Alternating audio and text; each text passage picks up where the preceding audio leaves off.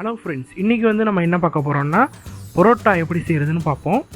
நல்லா லேயராக வரக்கூடிய சாஃப்டான பரோட்டா வீட்டில் எப்படி செய்கிறதுன்னு பார்ப்போம். அதுக்கு ஃபஸ்ட்டு ஒரு பாத்திரத்தை எடுத்துக்கோங்க. அந்த பாத்திரத்தில் 1/2 கிலோ மைதா மாவு போட்டுக்கோங்க. ஓகே, 1/2 கிலோ மைதா மாவில் ஒரு முட்டையை உடைச்சி உள்ளே ஊற்றிக்கோங்க.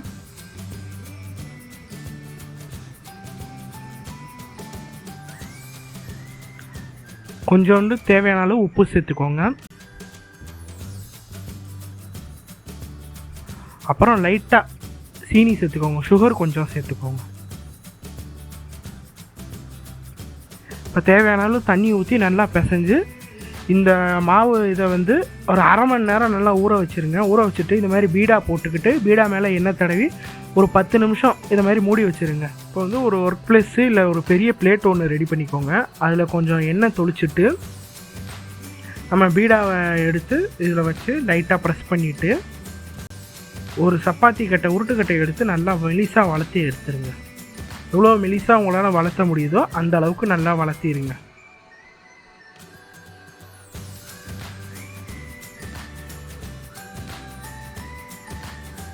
இப்போ நல்லா மெலிசாக வளர்த்து வந்தாச்சு. இப்போ ரைட் ஹேண்ட் இருக்குல்ல, ரைட் ஹேண்டை கீழே வச்சுக்கிட்டு இந்த கையை இந்த பக்கம் இப்படி டக் பண்ணிக்கோங்க. அந்த கையை கீழே கொடுத்து டக் பண்ணிக்கோங்க. இந்த கை மேலே இருக்கணும், அந்த கை கீழே இருக்கணும்.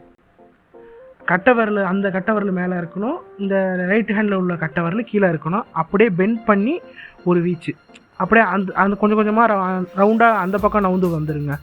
அப்படியே ரவுண்டாக நவுந்து ஒரு வீச்சு. புரியுதா உங்களுக்கு? அப்படி ஒரு வீச்சு.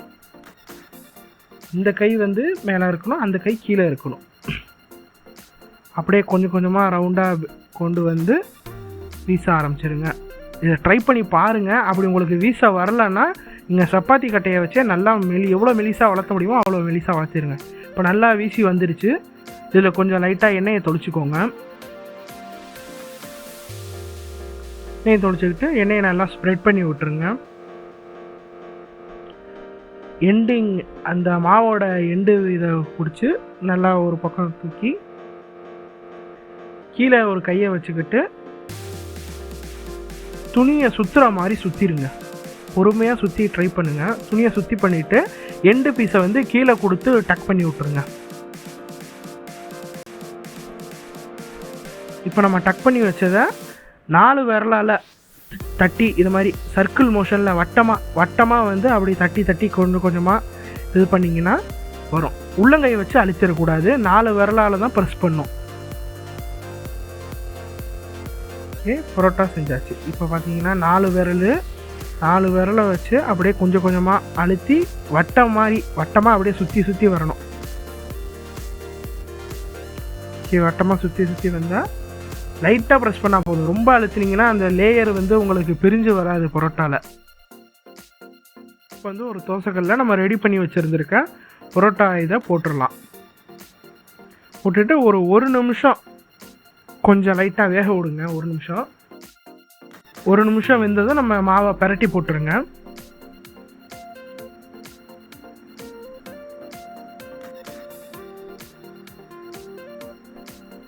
பரட்டி போட்டுட்டு இப்போ ஒரு 3/4 குழிக்கரண்டி எண்ணெய் ஊற்றிடுங்க. 3 பரோட்டாக்கு 3/4 குழிக்கரண்டி எண்ணெய். இந்த பரோட்டா பார்த்தீங்கன்னா நம்ம எப்படி வளர்த்தும் போது வட்டமாக சுற்றி வந்தோம், அதே மாதிரி பரோட்டாவை தோசைக்கல்லில் சுடும்போதும் அதே மாதிரி வட்டமாக சர்க்கிள் மோஷனில் பரோட்டாவை நம்ம சுற்றி கொண்டு வந்துக்கிட்டே இருக்கணும். அப்போ தான் ஈவனாக வந்திருக்கும். எல்லா பக்கமும் கரெக்டாக சமமாக வந்திருக்கும். நீங்கள் ஒரே பக்கம் வச்சுருந்தீங்கன்னா ஒரு பக்கம் வெந்திருக்கும், ஒரு பக்கம் வேகாமல் இருக்கும். அதனால் வட்டமாக சுற்றி விட்டுருங்க. இந்த வீடியோவில் காட்டுற மாதிரி கரண்டியை வச்சு அது மாதிரி சர்க்கிள் மோஷனில் வட்டமாக சுற்றி விட்டிங்கன்னா உங்களுக்கு ஈவனாக வந்திருக்கும். இப்போ பின்னாடி வெந்துருச்சான்னு பார்த்துட்டு அதை பரட்டி போட்டுருங்க.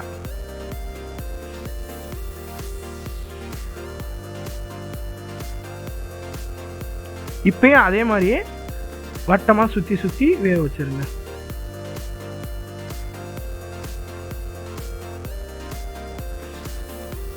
இப்போ பரோட்டா நல்லா ரெடி ஆகிடுச்சு.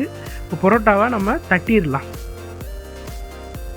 பரோட்டா பார்த்திங்கன்னா நல்லா முருவாலாக ரெடியாகி வந்துருச்சு. இப்போ வந்து பரோட்டாவை நம்ம அடித்து போட்டுடலாம். ஓகே, கையை நல்லா தேய்ச்சிக்கிட்டு இப்படி ஒரு அடி, அப்புறம் இப்படி ஒரு அடி, அப்புறம் இப்படி ஒரு அடி, அவ்வளோதான். இப்போ இப்படி செஞ்சோன்னா வந்து பரோட்டா வந்து உங்களுக்கு லேயர் பிரிஞ்சு வந்துடும். அப்போ தான் உங்களுக்கு சாப்பிட்றப்ப பரோட்டா நல்லா சாஃப்டாக டேஸ்ட்டாகவும் இருக்கும். சுவையான பரோட்டா ஹோட்டல் ஸ்டைலில் நம்ம செஞ்சு பார்த்தாச்சு. நாங்கள் சாப்பிட்டு பார்த்தோம், சூப்பராக இருந்துச்சு. நீங்களும் வீட்டில் ட்ரை பண்ணி பாருங்கள், டேஸ்ட்டாக இருக்கும். எப்படி இருந்துச்சுன்னு கீழே கமெண்ட்டில் போடுங்க. வீடியோ பார்த்ததுக்கு ரொம்ப நன்றி. தேங்க்ஸ் ஃபார் வாட்சிங்.